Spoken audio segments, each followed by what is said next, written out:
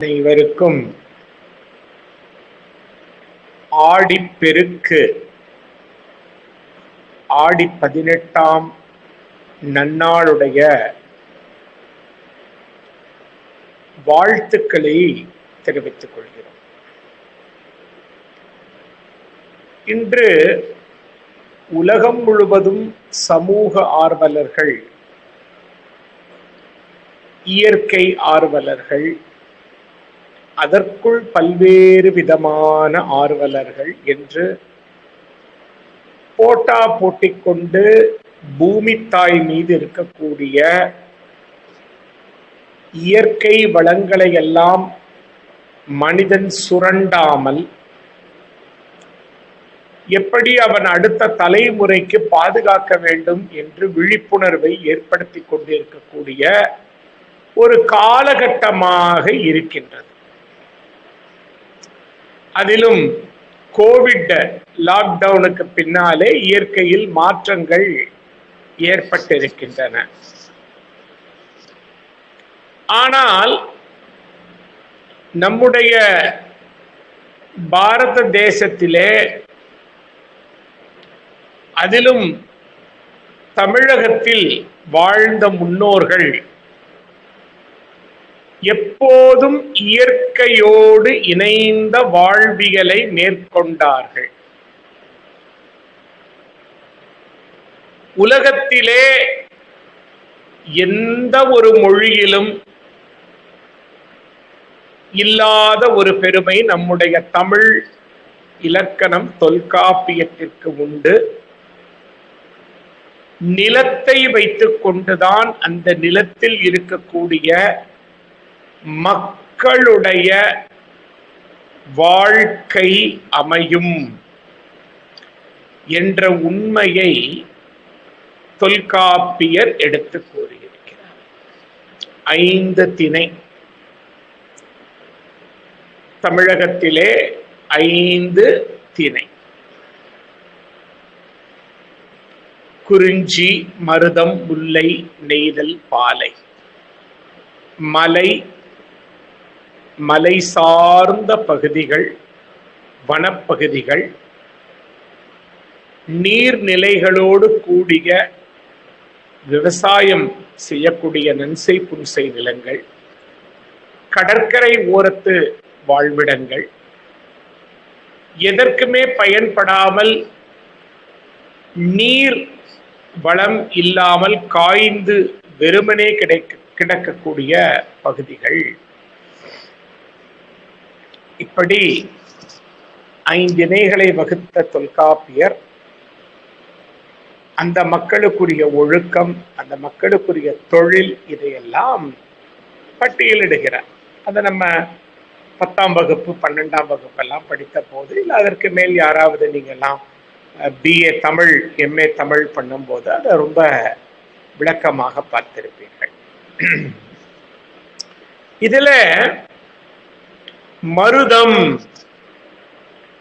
நல்ல நீர் வளம் கொண்ட விவசாயம் செய்யக்கூடிய நிலப்பகுதிகள் எல்லாம் மருதம். இன்னைக்கு மருதம்னு நம்ம சொன்னோம்னா காவேரி டெல்டா மாவட்டங்கள். தமிழகத்தில் எங்கெல்லாம் விவசாயம் நீர்நிலைகளின் உதவியோடு அற்புதமாக நடந்து கொண்டிருக்கின்றதோ அதெல்லாம் மருதம். இந்த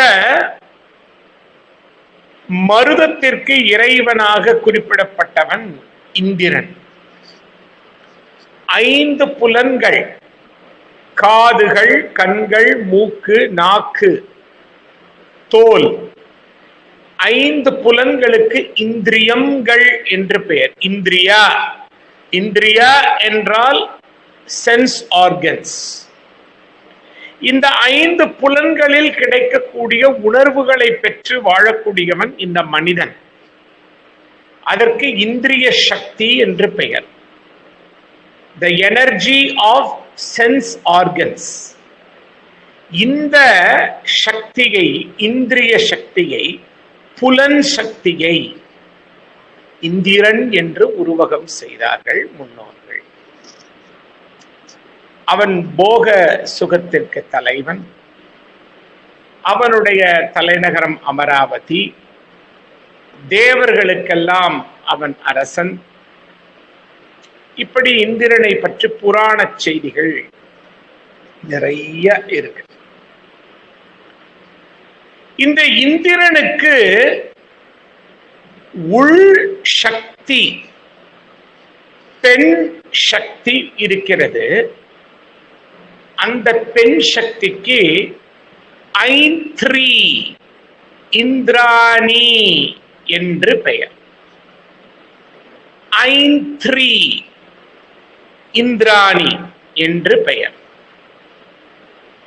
நம்முடைய தாய் தெய்வ வழிபாட்டிலே கொற்றவையாகி 7 முக்கியமான படை தலைவிகள் வரும்போது சப்த கன்னியர் என்றும் சப்த மாதர்கள் என்றும் சொல்லும் போது இந்த ஐந்திரி அதில் இடம்பெறுகிறார். இந்திராணி, ஐந்திரி, அவளுடைய வாகனம் யானை. சரி, அப்ப இந்திரன் வெறும் புலன் இச்சைகளை தூண்டும் சக்தியானா, இந்த புலன் சுகம் பெறுவதற்கு என்ன வேண்டும்? பொருள் வேண்டும். இந்த பொருள் எதில் இருந்து வரும்? தொழிலில் இருந்து வரும். அதில் மிக முக்கியம் தொழிலுக்கு என்னது? தண்ணீர். ஆர்டிபிஷியல் இன்டெலிஜென்ஸ் உலகத்தை ஆள்கிறது என்று பெருமை பெற்றுக் கொண்டிருக்கிறோம்.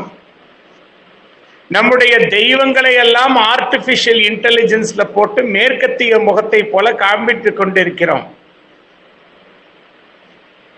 இல்லாத காட்சிகளை எல்லாம் இணைத்து பார்த்து காட்டிக் கொண்டிருக்கிறோம். இதில் குற்றச்செயல்களும் அதிகரித்திருக்கின்றன. என்னதான் ஆர்டிபிஷியல் இன்டெலிஜென்ஸ் வந்தாலுங்க, நீரின்றி அமையாது உலகு.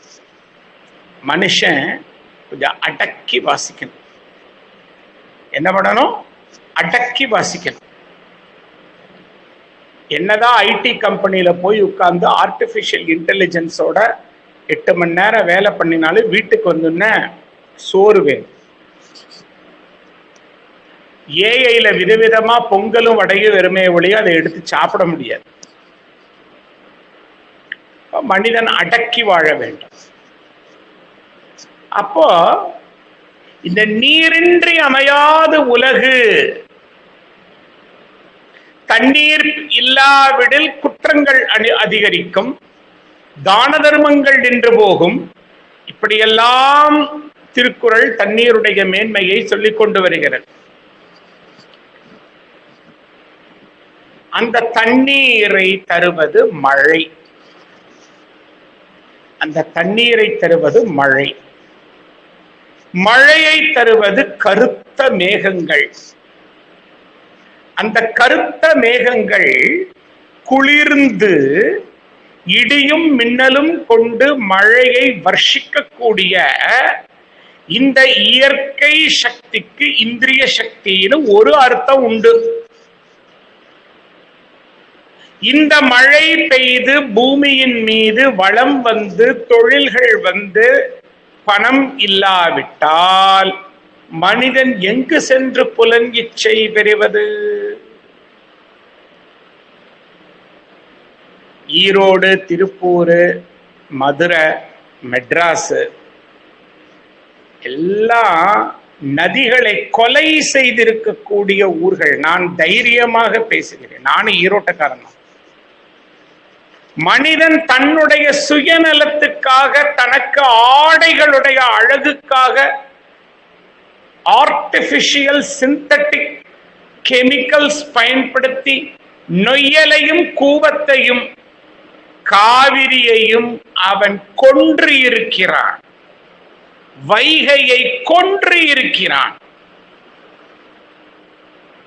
கள்ளழகர் ஆத்துல இறங்கிறது மட்டும்தான் உங்களுக்கு எல்லாம் தெரியும். ஆவணி மூல விழாவிலே சொக்கநாதர் பிட்டுக்கு மண் சுமப்பது மட்டும்தான் தெரியும். வைகை நதி எவ்வளவு அசுத்தப்பட்டிருக்கிறது என்று ஊருக்குள் வந்து பாருங்கள்.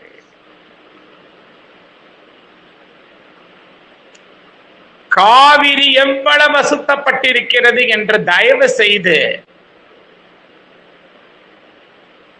பள்ளியபாளையத்தில் சென்று பாருங்கள். நொய்யல் எவ்வளவு கேவலமாக இறந்து போய் கொண்டிருக்கிறது என்பதை திருப்பூரில் சென்று பாருங்கள். இந்த நதிகள் இல்லை என்றால் வாழ்க்கை இல்லை. ஆடி 18 என்று சொல்லிக் கொண்டு வெறும் ஒரே நாள் அந்த காவிரியையோ வைகையையோ அமராவதியையோ சென்று நாம் கண்டதையும் கடியதையும் தூக்கி அந்த ஆற்றில் வீசிவிட்டு சடங்குகள் என்ற பெயரில் மாசுபடுத்திக் கொண்டு வருகின்றோம். மன்னிக்க வேண்டுகிறேன், மாற்றிக்கொள்ளுங்கள். ஆறுகளை மனிதன் ஆராதனை செய்வதோடு மட்டுமல்ல, அந்த ஆறுகளை அவன் காக்க வேண்டும் என்பதை ஆடி 18 சொல்லுகிறது. வைகை மதுரையில் பாய்கிறது என்பது பொய். வைகையின் கரையில் மதுரை உருவானது என்பதுதான் உண்மை. வைகை நதி இருக்க போய்தான் பாண்டியன் முடத்திருமாறன் மதுரையை உருவாக்குகிறான். பாலாறு இருக்க போய்தான் பல்லவன் அங்கே காஞ்சிபுரத்தை உருவாக்குகிறான். நதிதான் தாய். அந்த தாய் இல்லாவிட்டால் நாம் இல்லை. நமது வீடுகளில் உள்ள தண்ணீரை நாம் காக்க வேண்டும், வீணடிக்க கூடாது.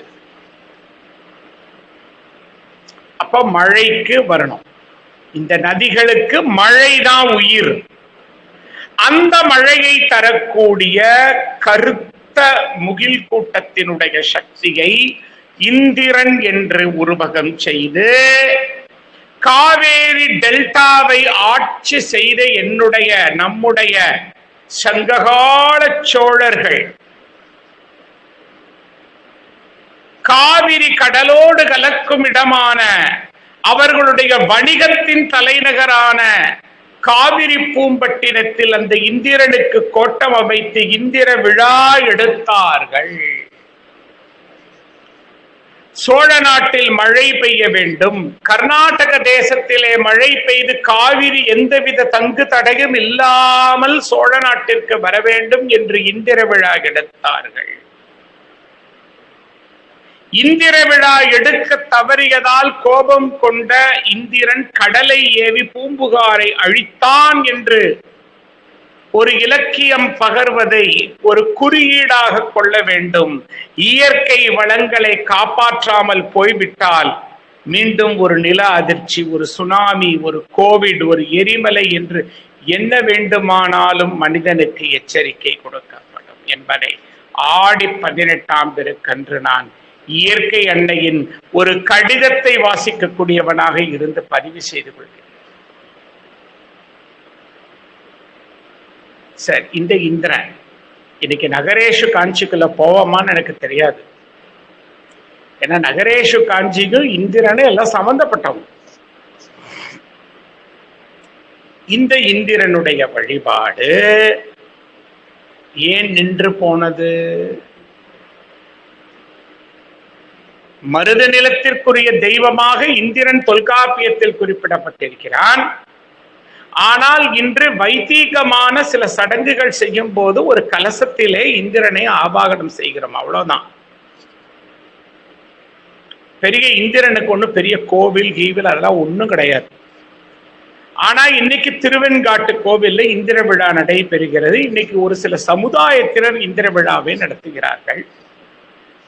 அவனை விவசாயத்தினுடைய ஒரு அதிபதியாக அவனை பார்க்கிறார்கள்.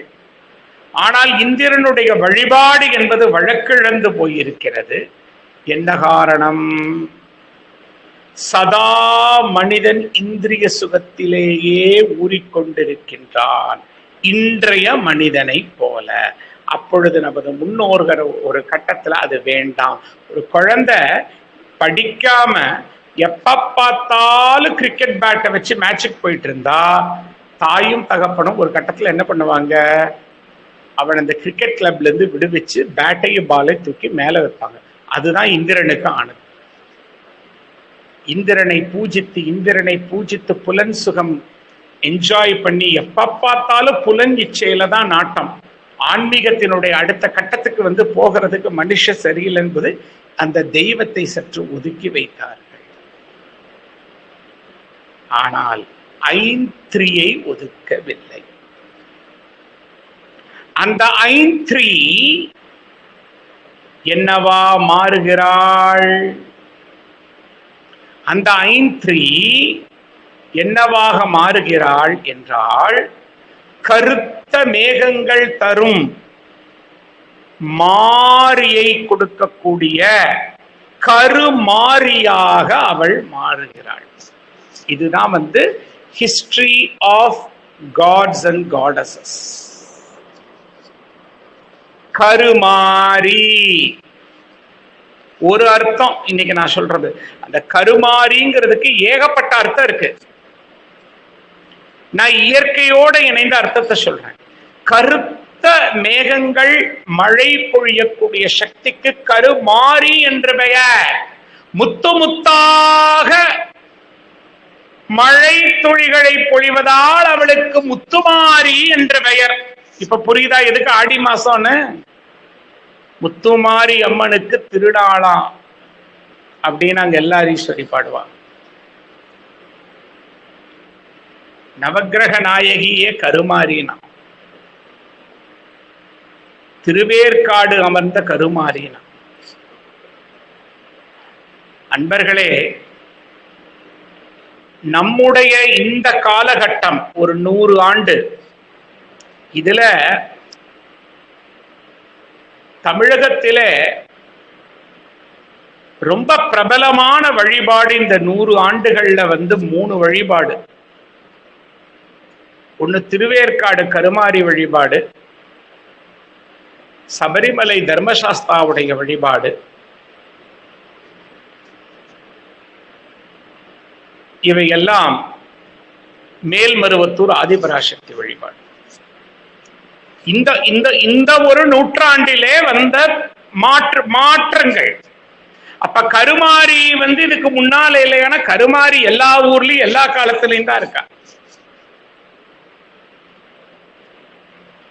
ஆடி மாதத்திலே கருத்த மாரிக்கு பொங்கலிட்டு கூழ் வைத்து ஆடிப்பட்டம் தேடி விதை என்று நெல்லை முளை கட்டி வயலில் எல்லா வேலைகளையும் ஆரம்பித்து விவசாயத்தை ஆரம்பிக்கும் போது அந்த கருமாரியிடம் வரம் கேட்கிறார்கள். அதனாலதான் தஞ்சாவூருக்கு காவேரி டெல்டாக்கே பெரிய மாரி யாருன்னா 3 மாரி இருக்காங்க. சமயபுரத்தில் இருக்கக்கூடிய முத்துமாரி, தஞ்சாவூரில் இருக்கக்கூடிய புன்னைநல்லூர் மாரி, நாகப்பட்டினத்தில் இருக்கக்கூடிய நெல்லுக்கடை மாரி.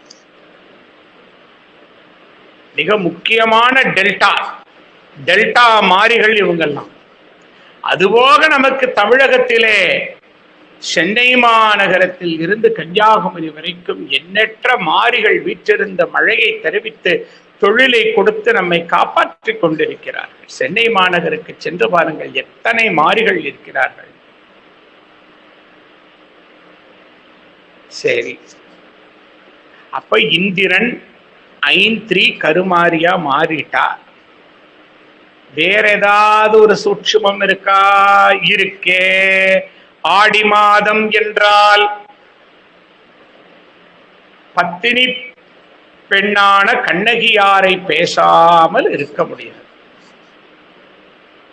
பூம்புகாரிலே வாழ்ந்த அந்த உயர்ந்த பத்தினி பெண்ணை வணங்கக்கூடிய மாதம் ஆடி அமாவாசை என்பது அவள் மதுரையை எரித்த நாள் என்று ஆராய்ச்சிகள் சொல்லுகின்றன. ஆடி அமாவாசை, ஆடி மாதத்தில் மதுரைக்குள் வருகிறார். ஆடி அனுஷம் அவள் வீடு பேறு பெற்ற நாள். கண்ணகி சாதாரண ஆள் கிடையாதுமா. கண்ணகியுடைய வழிபாடு பிற்காலத்தில் வந்த வேற்று மொழி அரசர்களுடைய காலகட்டத்திலே அது மறைக்கப்பட்டன, மாற்றப்பட்டன.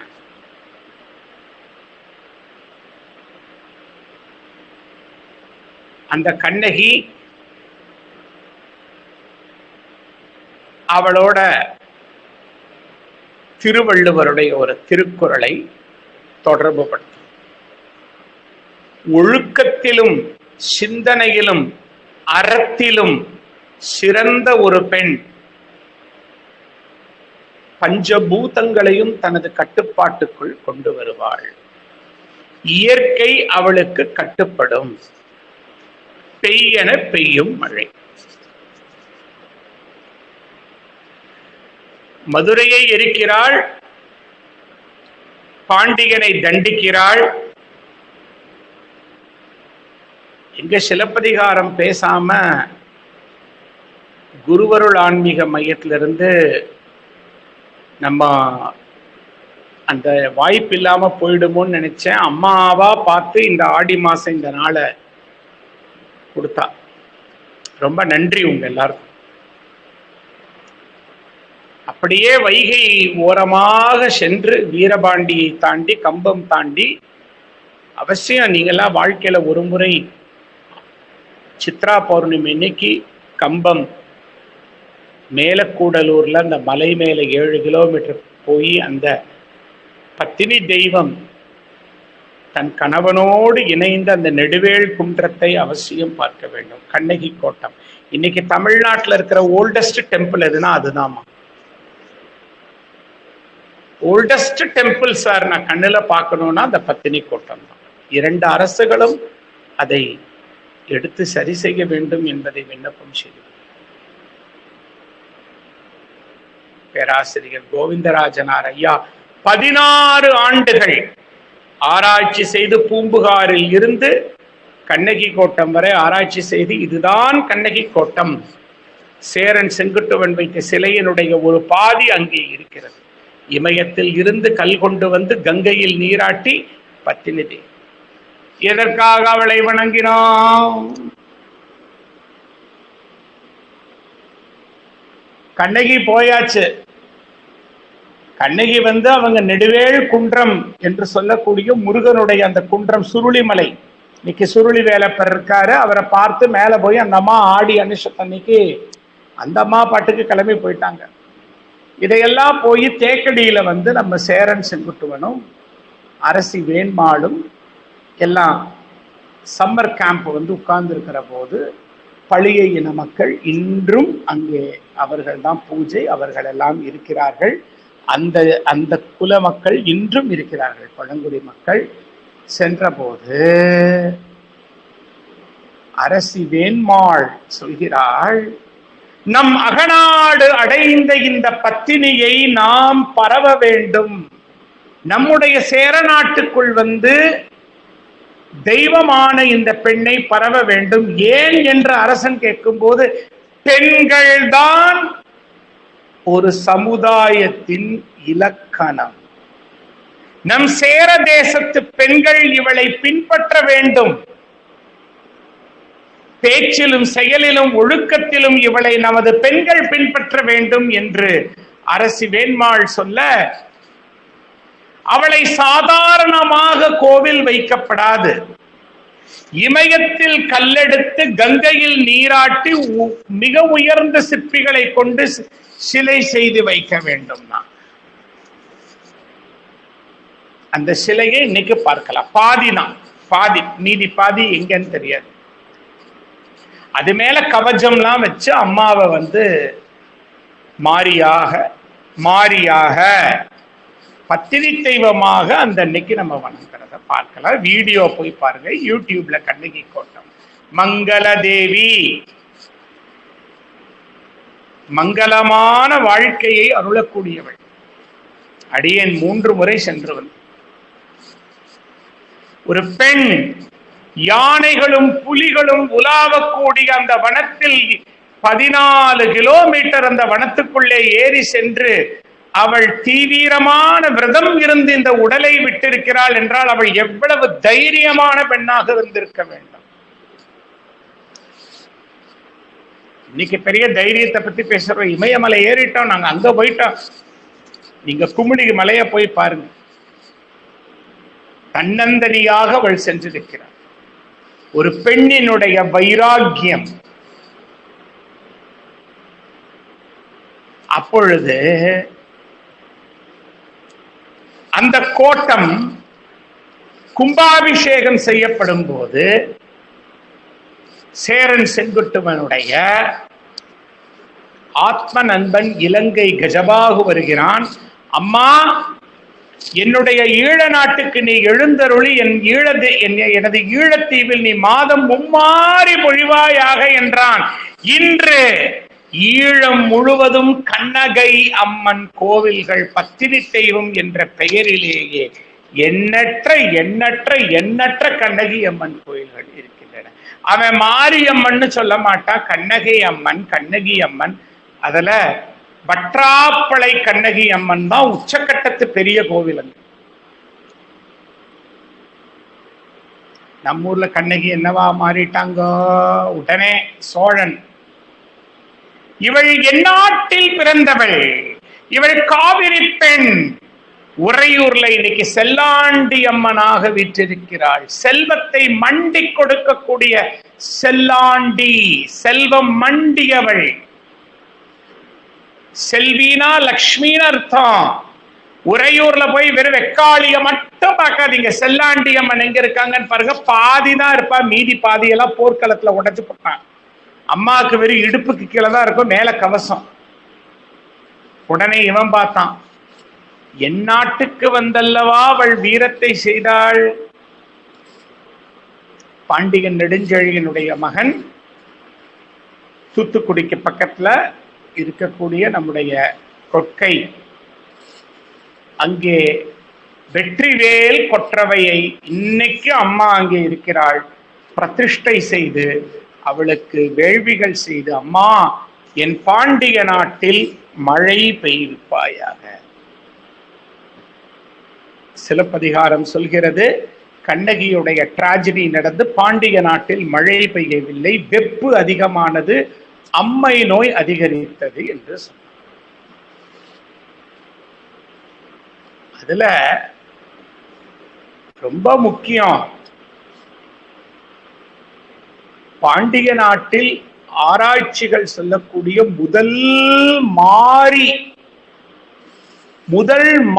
யார் அப்படின்னு பார்த்தா, மதுரையில் வைகை கரையில் கிழக்கு பக்கத்தில் இருக்கக்கூடிய தெப்பக்குளத்து வண்டியூர் முத்துமாரி தான். இந்த வண்டியூர் மாதிரி சாதாரணமான மாரியே கிடையாது.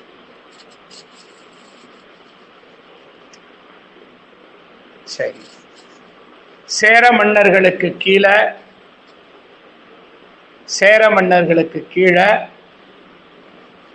கொங்கு நாட்டு எங்க பகுதி, ஈரோடு, திருப்பூர், கோயம்புத்தூர், பொள்ளாச்சி, கரூர், நாமக்கல், தர்மபுரி, கிருஷ்ணகிரி, நீலகிரி. இவள் கொங்கச்செல்வி, இளங்கோடிகள். கொங்கு நாட்டுக்கே உரியவள். கொங்கு நாடு என்பது மழைக்காக இயங்கக்கூடிய ஒரு பகுதி. அங்கே ஒரு பக்கம்தான் அமராவதியும் நொய்யலும் காவிரியும் பவானியும் பாய்கின்றன. கொங்கு நாட்டுக்கு மழை வளத்தை தர வேண்டும் என்று அவளை எங்கள் கோவன்புத்தூரிலே, கோயமுத்தூரிலே கோணியாக பிரதிஷ்டை செய்தார்கள் கொங்கு மன்னர்கள். கோணி, நீதான் அரசி. அந்த கோணி வாராகியுடைய அம்சம்ங்கிறது வேற ஒரு அர்த்தத்துல இருக்கு. கொங்கு நாட்டில் எங்கெல்லாம் கொற்றவைக்கு கோவில் அமைக்கப்பட்டிருக்கிறதோ அதில் கண்ணகியாரையும் சேர்த்து மழைக்காக வணங்கக்கூடிய மரபை நாம் இன்றும் பார்க்கிறோம். அதிலே தலையாய ஒரு இடம் திருச்செங்கோடு. இன்றும் திருச்செங்கோட்டிலே வைகாசி பெருவிழாவிலே கண்ணகியாருக்கு திருவிழாக்கள் தனியாக 10 நாட்கள் மலைக்கு கீழே நடந்து மழை வளம் வேண்டுகிறார். மழை வளம், மழை பொய்த்தது, அதுதான் சிலப்பதிகாரம் தரக்கூடிய செய்தி. நாட்டில் அக்கிரமங்கள் அதிகரிக்கும் போது இயற்கை ரெஸ்பாண்ட் பண்ணும். கண்ணகிக்கு அந்த கொடுமை நடந்த போது மழை நின்றது. அடுத்தது இன்னொருத்தன், சேரன் செங்குட்டுவனுடைய நண்பன் கோசர். இவன் யாரு? இன்னைக்கு கர்நாடகாவிலே குடஜாத்ரி பகுதியிலே ஆட்சி செய்த பழங்குடியினர். அவன் அங்கே சென்று மூகாம்பிகையாக வைக்கிறான். உவேசா சொல்கிறான், இவள் பொங்கச் செல்வி குடமலையாட்டி குடஜாத்ரியில் மூகாம்பிகையாக எழுந்தருளி. பத்தினி பெண்ணை வேண்டி மழை பெறலாம், சங்க இலக்கியங்கள் சொல்லுகின்றன. ஏன் நவராத்திரி அப்ப சுவங்கலி பூஜை செய்கிறோம், சுவாசினி பூஜை செய்கிறோம், குமாரி பூஜை செய்கிறோம்? பெண்ணை மதிக்க வேண்டும். பெண் இயற்கை சக்தியுடைய உருவகம், தாய் தெய்வ வழிபாடு. இந்த சிவன் விஷ்ணு பிரம்மாலாம் ரொம்ப பின்னால, ஃபர்ஸ்ட் அம்மா, தாய் தெய்வ வழிபாடு. நான் முதலே குமரிக்கண்டம் எடுக்கும்போது சொல்லியிருக்கேன், அந்த பெண்ணை மதித்து ஆராதனை செய்யும் போது அவளுக்குள் இருக்கக்கூடிய அந்த சக்தி இயற்கை வளத்தை கொடுக்கும். அதனாலதான் ஒரு பொண்ணு கையில கொடுத்து முதல் விதைய தூவ சொல்றாங்க. நாத்து நடும்போது பொண்ணு போய் அந்த நாத்தை நடணும். முதல் அறுவடை பொண்ணு வந்து அறுக்கணுங்கிறாங்க. பொன்னை மகாலட்சுமி எண்ணுகிறாங்க நம்ம வீட்டுல. கொடுங்கல்லூரிலே கொற்றவையோடு சேர்ந்த பகவதியாகவும், திருவனந்தபுரத்தில் உலகத்தினுடைய, எத்தனை பேர்த்துக்கு தெரியும் தெரியாது, யூடியூப்ல போய் பாருங்க, உலகத்தில் மிகப்பெரிய பெண்களுடைய மத சார்ந்த கூட்டம் நடப்பது திருவனந்தபுரம் மார்ச் மாசம் ஆற்றுக்கால் பகவதி அம்மை. ஆற்றுக்கால் பகவதி அம்மையை போய் பார்த்தீங்கன்னா கோயில் முழுக்க சிலப்பதிகாரத்தை வடிச்சு ஒதுக்கி இருக்கான். அம்மா உள்ள வந்து என்ன சொல்றான்னா, அம்மா மதுரை எரிச்சிட்டு நேரா வரும்போது இங்க கூப்பிட்டு அவளை பொங்கல் வச்சு சாந்தப்படுத்தி, அம்மா எங்க சேர நாட்டுக்கு நீ மாதம் மும்மாறி மழை தந்து எங்களை காப்பாயாகன்னு சொல்லி அம்மா சாந்தமாகி அங்க உட்கார்ந்துருக்காங்க. நம்ம மாறி, இந்த மாரியோட சேர்த்த பின்னால ரேணுகா பரமேஸ்வரி அதெல்லாம் வந்தது. இந்த படையெடுப்புகளுக்கு பின்னால விஜயநகர சாம்ராஜ்யம், நாயக்க மன்னர்கள்லாம் வரும்போது அதெல்லாம் மாறுது. அவங்களுடைய கான்செப்ட் பண்ணுவாங்க.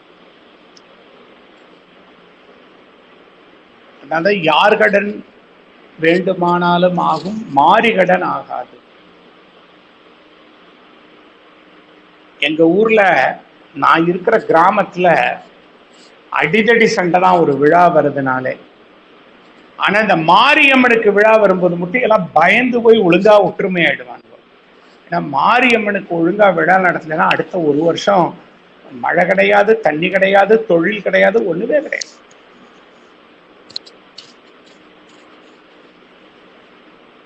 இப்போ இந்த யார் இந்த மாரியம்மன்? அப்ப இன்னைக்கு பதில் உங்களுக்கு, காவிரி பூம்பட்டினத்தில் பிறந்து ஒற்றை சிலம்பால் வினையை அனுபவித்து அதே சிலம்பால் வினையை வேறறுத்து தன் கணவன் கள்வன் அல்ல என்பதை நிலைநாட்டி பாண்டியனுக்கு நீதி புகட்டி உலகத்து மக்கள் சார்பாக அந்த வழக்கை வாதாடி நெடுவேள் குன்றம் அடிவைத்து ஏறி ஆடி அனுஷத்தினன்று தன் கணவனோடு இரண்டர கலந்த அந்த கண்ணகியார். நம்ம கண்ணகின்னு சொல்ல மாட்டோம் நாங்க தமிழ் துறையில. அதுவும் பேராசிரியர் கோவிந்தராஜனார் ஐயா கண்ணகியார் என்ற அந்த மரியாதை கொடுத்ததுக்கு அப்புறம் கண்ணகியார் கண்ணகியார் அடிச்சுவட்டில் அந்த புத்தகம் எழுதியிருக்கார். 16 வருஷத்து ஆய்வு. எப்படி கண்டுபிடித்தார்? மதுரையில செல்லத்தம்மன் கோவில்ல கண்ணகியார் அமர்ந்திருக்கிறார். ஏன்னா அந்த ஏரியால தான் அவங்க வந்து தங்கினது. அப்போ யார் இந்த மாரியம்மை அப்படின்னு சொல்லும் போது அதுல சீதலா தேவிங்கிற கான்செப்ட் இருக்கு. மாரி என்றே தேவி மகாத்மியங்கள்ல சொல்லக்கூடிய காளியுடைய வடிவங்கள் இருக்கு. கிருமிகளுக்கெல்லாம் அதிபதியாக இருந்த அந்த நோய்களை எல்லாம் காப்பாற்றக்கூடிய சக்தி என்ற ஒரு அர்த்தத்துல எல்லாம் இருக்கு. ஆனா தமிழனுக்கு இந்த மாரி என்பவள் பத்தினி தெய்வத்தோட தொடர்பு. அந்த பத்தினி தெய்வத்தினுடைய அருளாலே ஆடி 18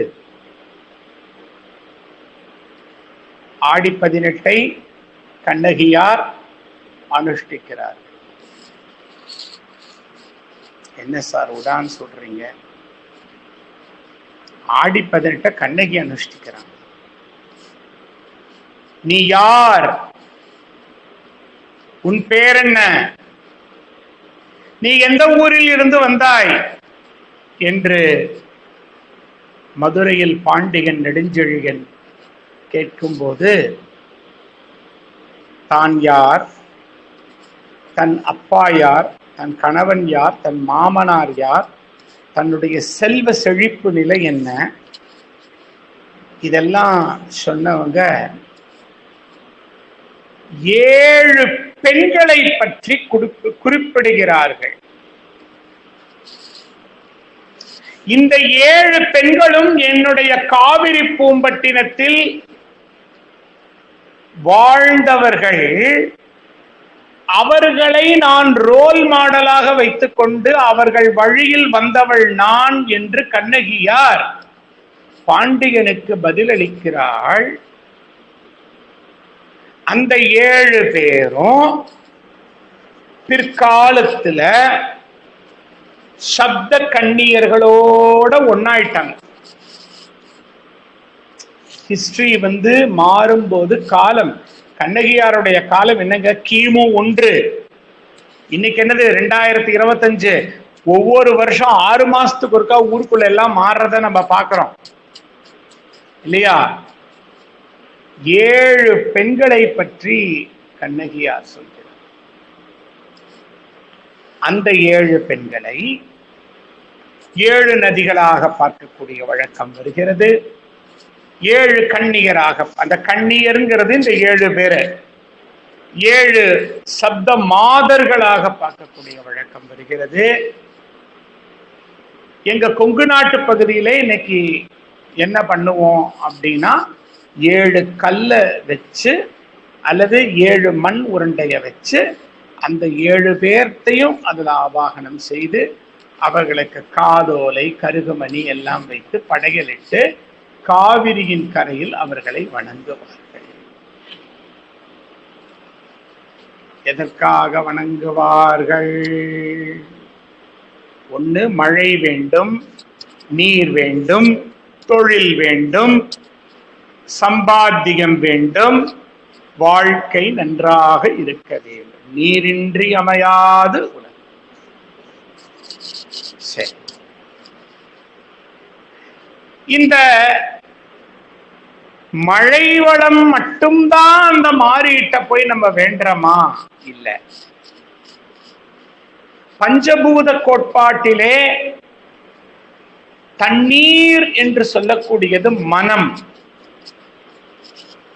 தண்ணீர் என்ற தத்துவம் மனதினுடைய ஓட்டத்தை குறிக்கக்கூடியது. அதனால அலைபாயுதுங்கிறாங்க, மனசு அலைபாயுதுங்கிறாங்க.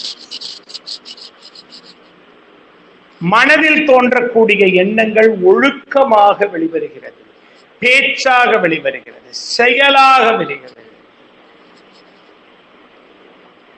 அப்ப இந்த மனம் ஒழுங்காக இருக்க வேண்டும்.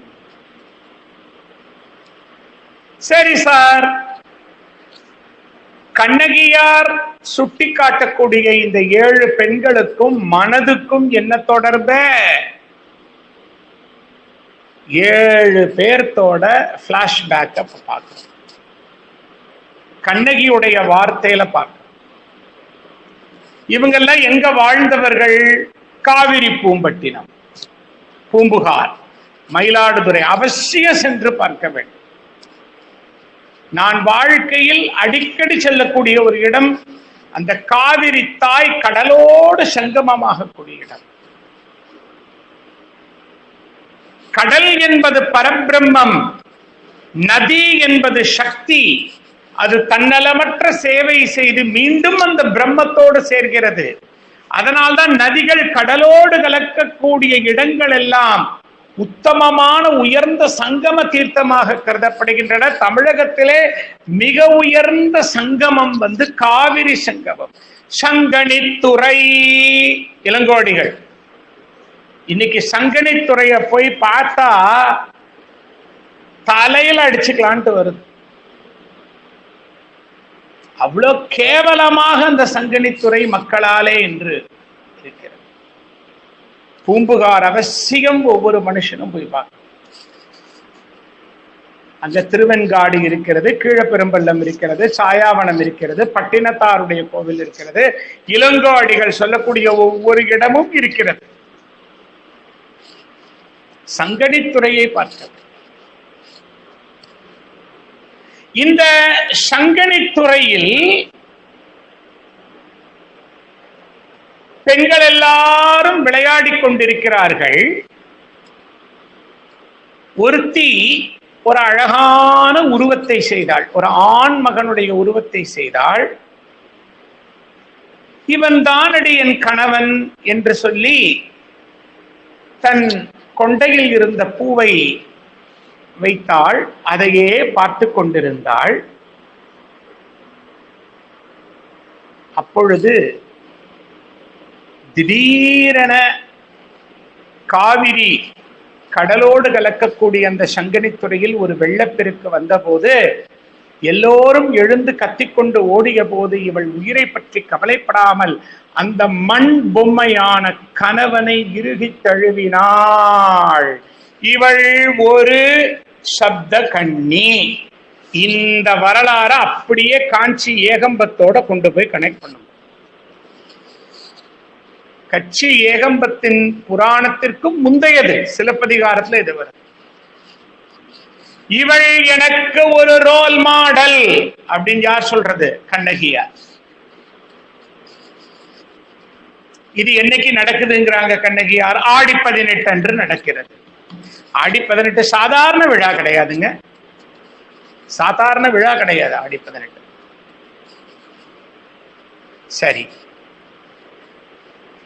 கண்ணகி நேர்ல பார்த்த ஒரு கேரக்டர். கண்ணகி நேர்ல பார்த்த ஒரு கேரக்டர். கரிகாலனுடைய மகள் ஆதிமந்தி சேர இளவரசனோட திருமணம் செய்து கொண்டு ஆடி மாதம் தம்பதிகள் பூம்புகாருக்கு வந்திருக்கிறார்கள். புது மாப்பிள்ளை பொண்ண ஆடி மாசம் கூப்பிடுற வழக்கம் சங்க காலத்துல இருந்து இருக்கு.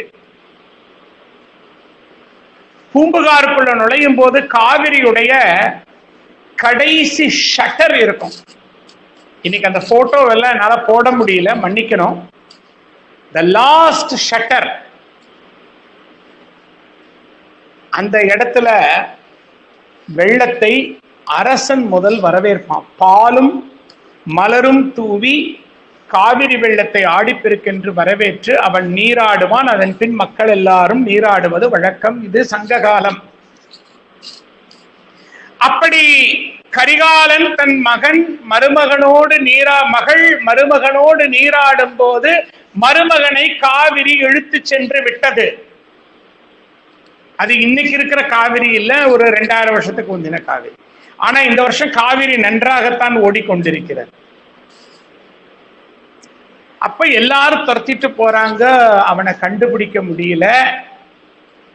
அப்ப அவ சொல்றா, நான் உண்மையான என் பதிபக்தியோட நான் என் கணவனோட வாழ்றதா இருந்தா இந்த காவிரி அவனை திருப்பி தரட்டும்னு சொல்லி மருதி என்று பெயர் கொண்ட ஒரு மீனை வச்சு அவனை நாகப்பட்டினத்துக்கு அருகில் கரையேற்றி காப்பாற்றினாள்.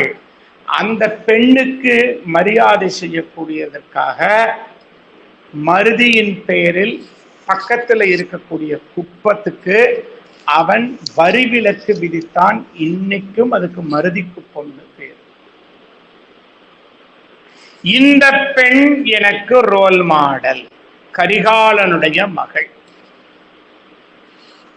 எப்படி? அடுத்தது, ஒருவன் கடல் கடந்து வியாபாரம் செல்கிறான். இப்ப நான் அடுத்தது சொல்லக்கூடியது எல்லாம் இக்கால தலைமுறைக்கு நீங்க எல்லாம் போய் சொல்லணும். ஒருவன் கடல் கடந்து வியாபாரம் செல்கிறான். மனைவி வீட்டில் தனியாக இருக்கிறாள். மாமனார் மாமியாரோடு இருக்கிறாள். தன்னை ஆண்கள் தவறாக பார்க்கிறார்கள் என்று புரிந்து கொண்டு தன் முகத்தை குரங்காக மாற்றிக்கொண்டாள்.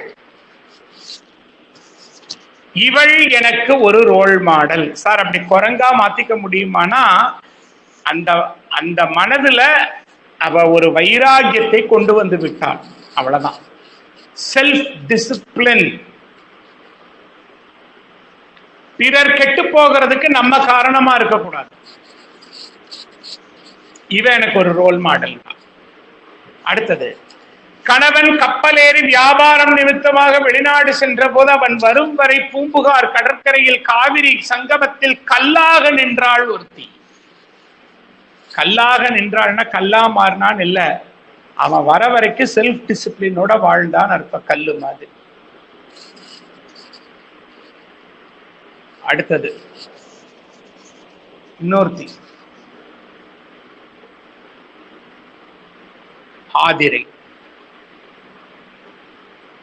தூரதேசத்திற்கு பயணம் செய்த கணவன் இறந்து போய்விட்டான் என்று கேள்விப்பட்டு, இல்லை என் கணவன் உயிரோடு வருவான் என்று சொல்லி அவன் வரவில்லை என்று தெரிந்தவுடன் தீக்குளிக்க போகும்போது அந்த தீ அவளை சுடவில்லை. அவள் கணவன் மீண்டும் திரும்பி வந்தான். இது பெண்ணினுடைய சப்கான்ஷியஸ் லெவல், அந்த அந்தரங்க பதிபக்தியை காட்டக்கூடிய கேரக்டர். அடுத்தது ஒரு கேரக்டர் வருது. அது இந்த காலத்துல இந்த பணத்துக்காக கல்யாணம் பண்ணி வைக்கக்கூடிய பெற்றோர்களுக்கு ஒரு கேரக்டர் வருது. ஒரு பெண், அவ வீட்டுல 6 அக்கா, ஒரு தாய் மாமன். அவங்க அப்பாவும் அம்மாவும் முதல் பொண்ணு உனக்கு தரோம், 2வது பொண்ணு உனக்கு தரோம், 3வது பொண்ணு உனக்கு தரோன்ட்டு அவனை ஏமாத்தி ஏமாத்தி ஏமாத்தி ஏமாத்தி பணக்காரங்களுக்கு கல்யாணம் பண்ணி வச்சுட்டு வந்தா அந்த பையனும் பேசாம இருக்கான். ஒரு அக்கா பொண்ணையாவது கல்யாணம் பண்ணி நம்ம அக்காவையும் மாமாவையும் கடைசி வரைக்கும் கூட வச்சுக்கலான்னு. அப்ப இந்த பொண்ணு பார்த்தா, இப்படியே விட்டா நம்ம அப்பா அம்மா திருந்த மாட்டாங்க, பணப்பேயா அலையறாங்க, மாமா வா நானு நீயே கல்யாணம் பண்ணிக்கலான்னு சொல்லி வன்னியையும் கிணற்றையும் மடைப்பள்ளியையும் சாட்சியாக வைத்து கல்யாணம் செய்து கொண்டார்கள். இத சைவத்துல நீங்க கொண்டு போய் மதுரை மாநகரத்துல அதே வரலாற தொடர்பு படுத்தி திருவிளையாடல் புராணத்திலையும் நீங்க பார்க்கலாம்.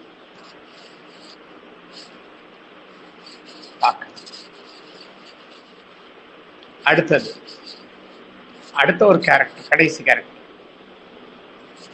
2 பெண்கள், அடியே உனக்கு பையன் பிறந்து எனக்கு பொண்ணு பிறந்தா நம்ம சம்பந்தி ஆயிக்கலாண்டி அப்படின்னு சொல்லியே வளர்ந்து முதல் பொண்ணு பிறந்து 2வது பையன் பிறந்துருச்சு. ரொம்ப வருஷத்துக்கு அப்புறம், ஐயோ நம்ம சம்பந்தி ஆக முடியலையேடி அப்படின்னு வருத்தப்பட்ட போது இந்த இந்த இந்த பொண்ணு என்ன சொன்னாலாம், கணவன் என்பவன் வெறும் அவன் குடும்ப தலைவன் இல்லை, அவன் ஒரு பெண்ணுக்கு குழந்தை போல. இந்த குழந்தையை நான் தாயாக இருந்து வளர்க்கின்றேன், நீங்கள் வருத்தப்படாதீர்கள் என்று சொன்ன. அப்போ இப்போ இந்த 7 பேர் உட்கார்ந்துருக்காங்க. இனிமேல் நீங்க எந்த கோயிலுக்கு போய் இந்த 7 பேர்த்த பார்த்தாலும் உங்களுக்கு இவங்க தான் ஞாபகம் வரும். இவங்கெல்லாம் ரோல் மாடல்ஸ். ஏன் சார் ஆம்பளைகளுக்கு ரோல் மாடலே இல்லையா சார்னா, ஆம்பளைகளுக்கு தான் எல்லாமே சொல்லப்பட்டது. ஆனா பெண்கள் வீட்டின் கண்கள், நாட்டின் கண்கள், சமுதாயத்தை வழிநடத்தக்கூடியவர்கள். ஆண் சரியில்லாமல் போய் பெண் ஸ்திடகாத்திரமாக இருந்து முன்னேறிய குடும்பங்கள் 95% குடும்பங்கள் இந்த பூமியில் வாழ்ந்து கொண்டிருக்கின்றன. அதுதான் பெண்ணினுடைய பலம். சீதை, ராதை, கோதை, மீனாட்சி, கண்ணகியார், மணிமேகலை, இவங்களையெல்லாம் நம்ம ரோல் மாடலாக எடுத்துக்கொண்டு இன்று வரைக்கும் பேசிக்கிட்டு இருக்கோம். இளங்கோடிகளுக்கு வேற பழப்பு கிடையாதா? பூம்புகார்ல இருந்து சேரநாட்டு கொடுங்கல்லூர் வரைக்கும் கள ஆய்வு செய்து இன்னைக்கு அவருடைய சிலப்பதிகாரம், மணிமேகலை, அடுத்தது சீத்தலை சாத்தனார், மணிமேகலை இல்லாட்டி தமிழகம் எப்படி இருந்ததுன்னு யாருக்கும் ஒண்ணுமே தெரியாது. நம்ம தமிழ் பெருமையெல்லாம் ஒண்ணுமே பேசிக்க முடியாது.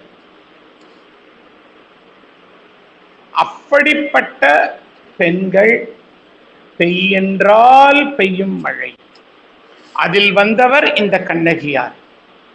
அந்த கண்ணகியாரை ரோல் மாடலாக எடுத்துக்கொண்டவர் சேரன் செங்குட்டுவனின் பட்டத்து அரசி வேண்மாள். அந்த கண்ணகியாரை உறையூரிலே செல்லாண்டியாகவும், கொற்கையிலே வெற்றிவேல் கொற்றவையாகவும், ஈழத்திலே கண்ணகையாகவும், கொங்கு நாட்டிலே கொங்கு செல்விகளாகவும், கோசர்கள் குடஜாத்ரி அம்மையாகவும், இன்று முத்துமாரி அம்மனுக்கு திருநாளாம், அவள் முகத்தழகை காணவே ஒரு நாளாம் என்று பல்லாயிரம் பல்லாயிரம் முத்துமாரிகள் இந்த தமிழகத்தில் இருந்து எத்தனை இயற்கை சீற்றங்கள் வந்தாலும் இன்று வரை நமக்கு தொழில் வளத்தையும் எல்லா வளத்தையும் கொடுத்து ஊருதோறும் அவள் மாரியாக வீற்றிருக்கிறாள். அப்படிப்பட்ட இந்த மாரி யார் என்றால், புராணத்தினுடைய ஐந்திரி இயற்கை சக்தியினுடைய இந்திரனுடைய சக்தி என்றெல்லாம் எடுத்துக்கொண்டு வரலாற்றில் ஒரு உயர்ந்த பெண் கண்ணகியாருடைய ஒரு அம்சம் பொருந்திய பத்தினி தெய்வமாக அதை திருக்குறளோடு இணைத்து கொண்டு நாம் காண்கிறோம். அப்படிப்பட்ட அந்த முத்துமாரி எல்லா கஷேத்திரங்களிலும் எல்லா ஊர்களிலும் அமர்ந்திருக்கக்கூடிய அந்த முத்துமாரி மும்மாரி கொடுத்து, நீர்வளத்தை கொடுத்து, நீர்வளத்தை பாதுகாக்கக்கூடிய அறிவை நமக்கு கொடுத்து, நல்ல தொழில் வளத்தை கொடுத்து, நமக்கு ஆயுள் ஆரோக்கியத்தையும் மங்கள வாழ்வையும் அந்த மங்கள மடந்தை அருள வேண்டும் என்று இந்த ஆடி பெருக்கில் அடியேன் வேண்டிக் கொண்டு இந்த உரைக்கு எனக்கு வாய்ப்பு தந்த உங்களுக்கு நன்றி தெரிவித்து, இதில் இருந்து நகரேஷு காஞ்சி அடுத்தது தொடரும் என்பதை விண்ணப்பம் செய்து கொண்டு நன்றி பகர்கிறேன். ஓம் நம சிவாய.